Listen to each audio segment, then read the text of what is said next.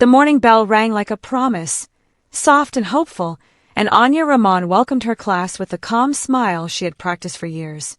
The kindergarten room was a gentle world of paper suns, alphabet charts, and a reading corner that smelled faintly of crayons and clean wood. Anya believed classrooms were sanctuaries. Children arrived carrying questions bigger than their backpacks, and it was her duty to make space for curiosity, kindness, and the quiet courage of learning. That morning, a drawing caught her eye. It lay on the drawing rack with others, houses, cats, stick figure families, but this one stood out.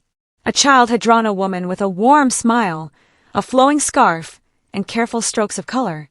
Above her head, in rounded letters, was a single word, Mommy. Anya's breath paused, not in fear but in wonder. She recognized the style immediately.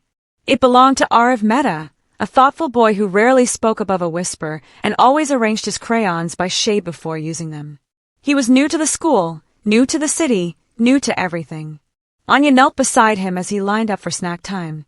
"This is beautiful," she said gently. "You worked very carefully." Arav nodded.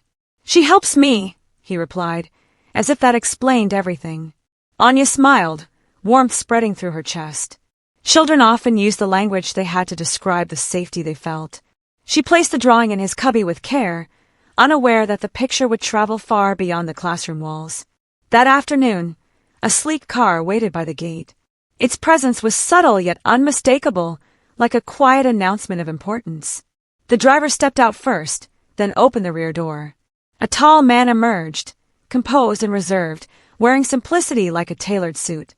His eyes scanned the school grounds with practiced awareness before settling on his son. "Papa," Arav said, breaking into a rare grin. Rohan Mehta bent to Arav's level, listening as the boy spoke with unusual excitement. Anya watched from a respectful distance, her mind already returning to lesson plans and tomorrow's reading circle. Later that evening, in a glass-walled study overlooking the city, Rohan examined the drawing. He did not smile easily, but something softened in him as he traced the lines with his eyes. The woman in the picture radiated steadiness and warmth. He noticed the careful lettering, the pride behind the word. "Who is this?" he asked. "My teacher," Arav said. "She helps me." Rohan leaned back, thoughtful. He had built an empire by understanding markets, risk, and timing. But this was different. His son had found safety in a new place, and that mattered more than numbers ever could. The next day, a message arrived at the school office requesting a meeting. Anya read the name twice, then once more, steadying herself. She had learned long ago not to be impressed by titles or wealth. What mattered were intentions. Rohan arrived on time, unaccompanied. He stood when Anya entered, offering a polite greeting. His voice was calm, his manner respectful. They spoke first about Arav, his progress, his quiet nature, his thoughtful questions. "He feels settled here," Rohan said. "That is rare for him." Anya nodded. Children thrive when they feel seen. There was a pause, comfortable but charged with unspoken meaning. Rohan glanced at the folder in his hands, then met her eyes.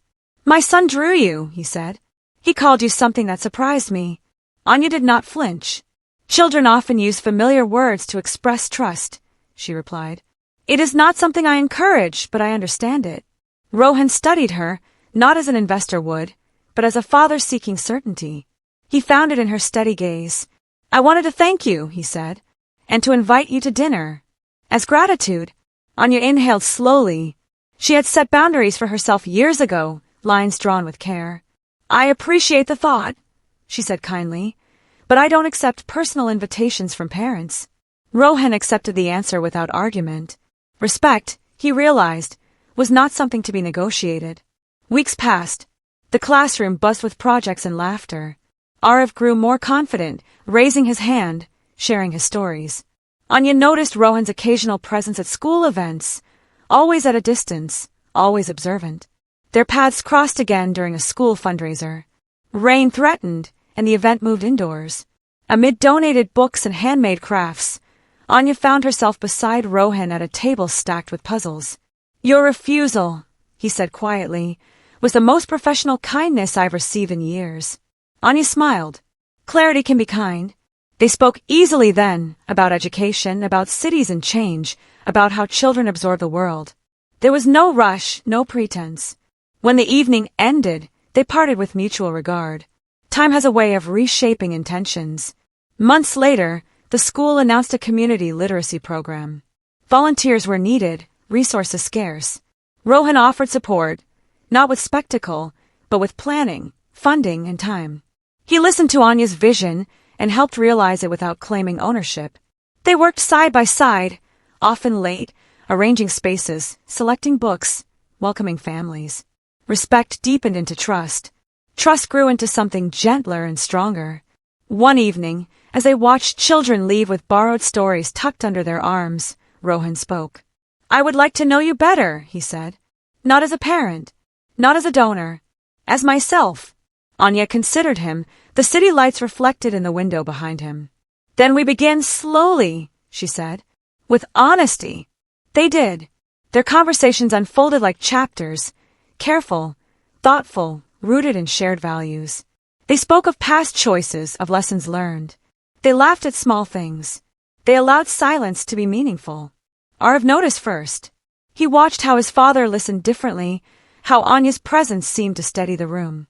One afternoon, he handed Anya a new drawing. This time, it showed 3 figures reading together. "What is this one called?" Anya asked. Arav thought for a moment. "Family," he said. Anya met Rohan's eyes across the room. In that quiet exchange was an understanding neither rushed nor denied. Love, she had learned, was not a sudden declaration. It was a series of choices, kind ones, honest ones, made in the open light of day. And sometimes it began with a crayon drawing, a word offered in trust, and 2 adults brave enough to